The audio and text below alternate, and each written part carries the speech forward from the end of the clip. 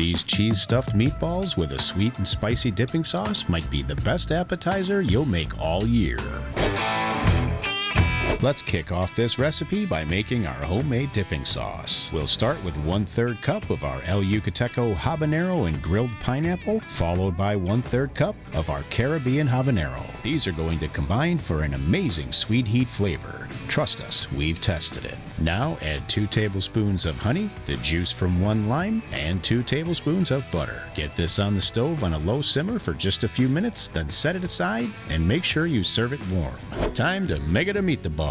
Begin with 2 pounds of fresh 80/20 ground beef or ground chuck. Add 1 cup of panko breadcrumbs, 2 eggs, 1 small finely chopped yellow onion, 4 cloves of fresh chopped garlic, 2 teaspoons of kosher salt, 1 teaspoon of black pepper, 1 teaspoon smoked paprika, and 1 teaspoon chili powder. Just get in there with those fancy hand mixers and mix this well for a couple minutes until it's well combined and it sticks to your hand. That's when you'll know it's ready to form meatballs. Flatten about 1.3 to 1.5 ounces of meat on a piece of parchment paper. Add a small chunk of your favorite cheese. We're using a mixture of cheddar and pepper jack. Form the meatball with the cheese inside and then set these aside on a tray with warming rack. You should get about 20 to 25 meatballs out of this recipe. Get these in your oven at 375 degrees for about 25 minutes. Let them cool and then serve them up with our warm dipping sauce along with some cilantro and green onion for garnish. Don't forget till next time to kick up all your recipes